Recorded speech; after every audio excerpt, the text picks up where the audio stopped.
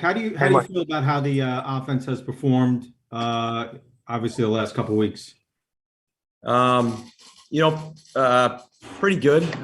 We've improved in a number of areas for sure. I'm pleased with just kind of the speed at which we're playing. It was you could really see it in the Cincinnati game, and I thought you could see it yesterday. I mean, the easy answer is with the receivers, how much faster they're playing. When you're playing faster, you're freer, and you're able to go, kind of show the talent you have. I think, just throwing out Elijah Moore, obviously he's getting the production with it, but you can tell he's really just getting comfortable.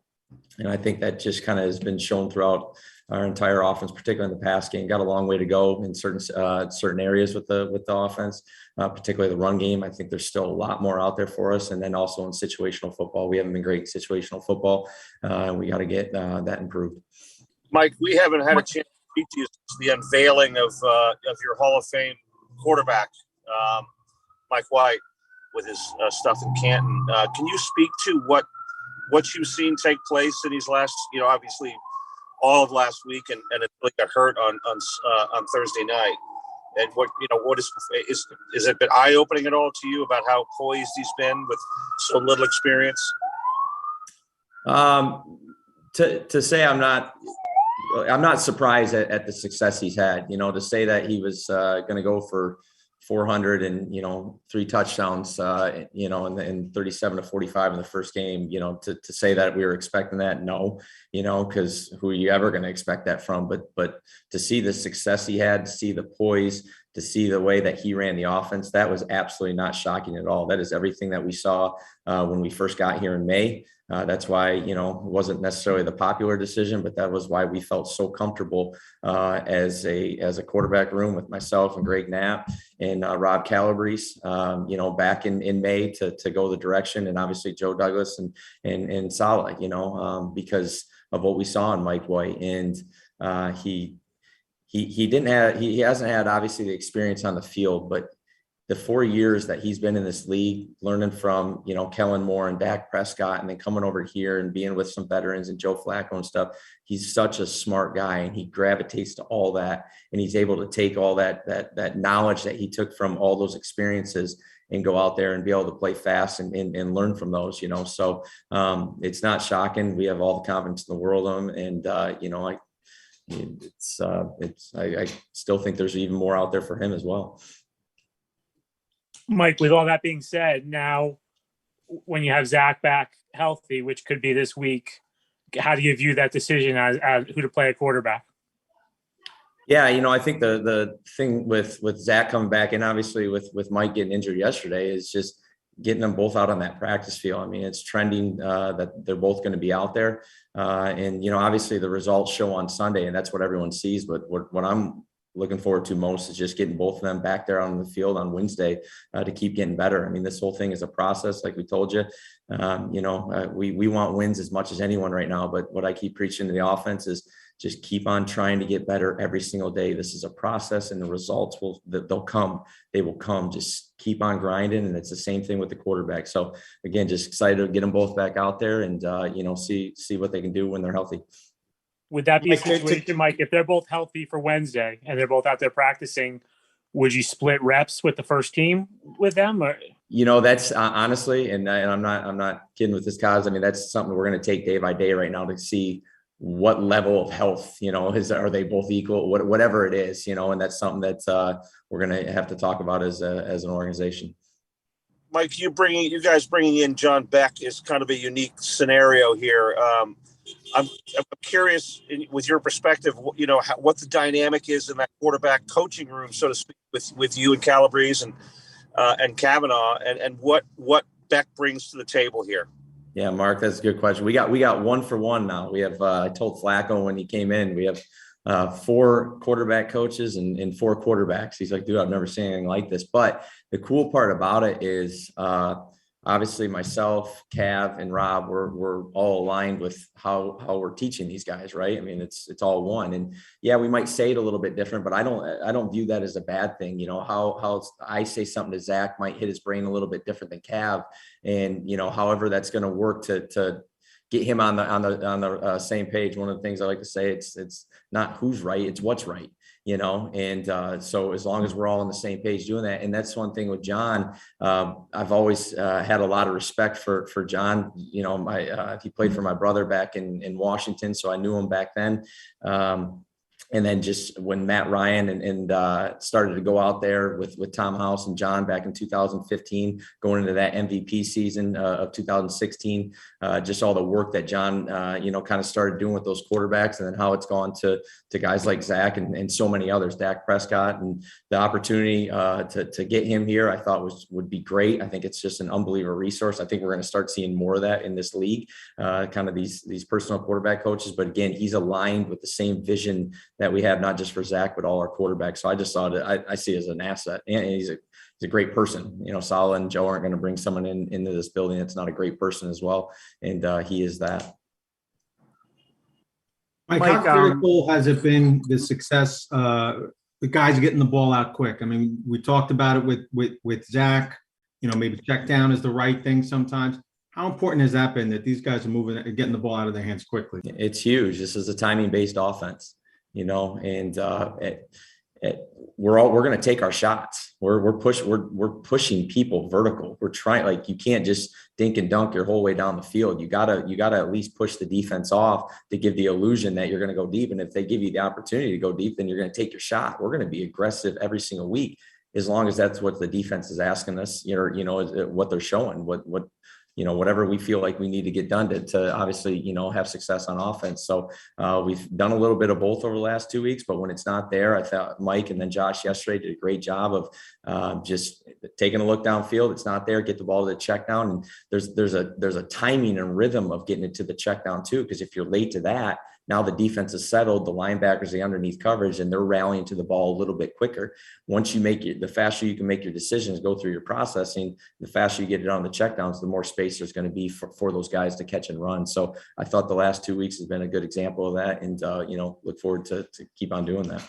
And to follow up, do you think that's going to be good for Zach, like seeing that he's seeing that now? Maybe you could point it out to him a little more, that, look how it's moving right now. Yeah, I think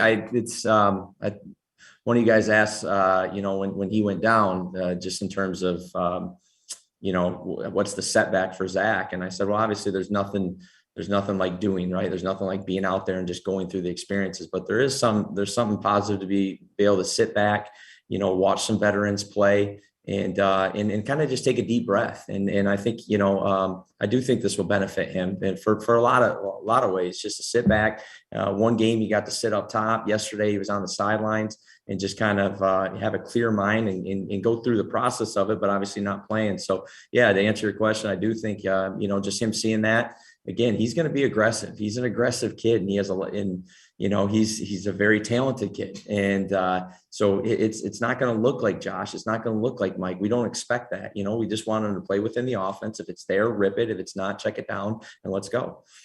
Mike, I have a twofold question. One of his is you've rolled out some of these. I know Robert doesn't like to call them trick plays. He calls them, I think, creative plays, right? But these gadgets, some of these throwback things you've been doing the last 2 weeks. Was that a conscious decision you made since the New England game to try to let it, shake it up a little bit? And they've been, for the most part, successful, really. So what's your philosophy on those? And is that something you kind of went over with Robert and guys, and we want to kind of roll some of these things out, or is that the flow of the game? That you just said it there, Mark. That is the flow of the game. We've had the creative plays in, but you got to get a flow going. You got to get some first downs, and it's been like we've talked in here. We've had 6 to 8 plays, in the first quarter of, it seemed like 4 games in a row, and you just don't get into that flow. And if you get down a couple scores early, and next thing you know, there's 3 minutes to go in the second quarter, and now, when am I going to call that trick play? And maybe I'm wrong in that, but there's definitely a flow to it. And, kind of when you get that flow and you feel like you got the defense on the heels a little bit, and, sometimes it's going to be the right time. Sometimes it's going to work. I guess over the last 2 weeks, they've kind of worked. We almost threw a pick on one of them yesterday, and I put that all on me. I got the play calling way late to Mike. I actually should have checked out of it, but I got it in so late to Mike that he had no chance, and I didn't get the personnel in. So I take full responsibility for that yesterday on how that one didn't go. But again, to answer your question, it's totally a flow thing. Mike, do you feel like you've been more aggressive with your play calling these last two games? Because, we focused a lot in the New England game, the 2 runs to start the game.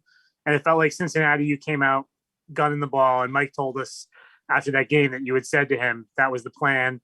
And even last night, it felt like you guys were throwing the ball a little bit more early. Do you feel like you've been more aggressive? Yeah, I guess a little bit. Again, it always goes the defense we're playing and what they're giving us. We know that Indianapolis and Cincinnati want to stop the run, period. And obviously New England does too, but they are a little bit looser in their edges, and we thought we could take advantage of them just like we did in the first game. If you think about the New England game, came out the first play, the first time we played, and we came out the first play of the game, ran it for 8 yards. Second play, had an issue in protection and threw the interception, got the ball back. Third play of the game on our first play of the second series, ran for 15 yards and explosive, came out at turbo and ran a keeper and unfortunately had another interception. So I felt like, we were aggressive there. Denver took it a different route, came out first play, threw a drop back. Second play was an RPO, so it could have been a pass. Then it went to second down. I ran the ball on second down, and then third down, it was 3rd and 6, and we missed Elijah on an out route.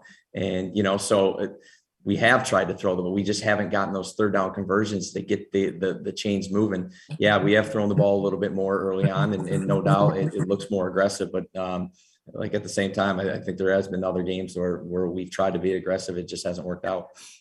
We'll take a couple more for Coach. We'll take a couple more questions for Coach. Mike, is there any coincidence that you've 60-something points since you moved upstairs into the press box? And what is the dynamic there? The different look? I mean, are you more comfortable up there? I know you were able to do that because Mike didn't really need you on the sideline. That's what Robert was telling us. But tell us a little bit what the difference is there, and do you think you're better up there? Yeah, I just to be truthful with you guys, I always wanted to be up there. That's where, right when I first got here, that's 100% where I was going to go. It's what I've always, felt just watching Kyle in 2016, then being up there the last 2 years in San Francisco. That's where I feel like everyone sees it a little bit better up there. I think the reason for some of the success on offense is just the execution that is happening with our guys. They're playing faster, they're playing freer. To me, it's more, the challenge. I think our assistant coaches have done just an absolute awesome job of it's not like we're simplifying our game plans. I just feel like guys are just, as we're in year 1, we're getting to game 5, we're getting to game 6, there's a lot of carryover week in and week out. They're running the same routes over and over. Yeah, it's all window dressing with the motions and jet sweeps and all that. But it's our guys are just, just getting a lot more comfortable with this offense, and you're seeing it. Mike, offensive coordinator is a job everyone thinks they can do, right? Everyone plays Madden, everyone thinks they can call plays. Not so much on the defensive side, but offense always. I'm just curious, passing game coordinators don't take a lot of heat. What's this been like for you as offense coordinator? You've gotten some criticism before the last 2 weeks. You were taking some heat. What's that experience been like for you now to be in the crosshairs like that? To be honest with you, like if I'm sitting here worrying about that, then I'm in the wrong league. Like you just can't worry about it. You preach it to your players. You got to ignore the noise. The noise is going to be there, and you respect the noise. Like that's we're at the greatest game in the world, and there's 32 teams going through a lot of the same stuff. And, so for me to be able to preach it to the players, ignore the noise. If you have a bad game, you just bounce back. You don't worry about anything. You trust yourself, you trust your teammates, you trust all the work that you put in. And so if I'm saying that to those guys, how can I live by that as well? So to be honest with you, if I'm sitting there worried about that, then my brain power is not going to the right stuff to correct the things that need to be corrected. And again, to continue this process that's going to continue to be long. And there's been, from an offensive standpoint, there's been 2 decent days. There's going to be some bumps in the road still, and there always will be, and you just can continue to try to get better every single day and continue to try, get these 11 guys or whoever's out there to continue to gel and play hard. And we all know what our ultimate goal is, and we believe we're going to get to that ultimate goal. But right now it's a process, and we're just trying to take it one day at a time. Any more for Coach? Yeah. Do you have to tell that to your family, Mike? Usually What's that? you guys are good. Usually you guys are good at tuning out the noise. The families aren't so good. I told her right away when we got here, when she said we were very, that the New York media is very excited about yourself and Saleh, that they're here. I said, stop listening. Don't do it. So, and she understood what I was talking about. So she's been around football a long time. She understands it too. And it's not, we know it's, I don't look at it as personal. It's part of the deal, and again, I appreciate it. It's the best job in the world, and the players are in the best position in the world. So we appreciate it, and we're going to just continue to get better.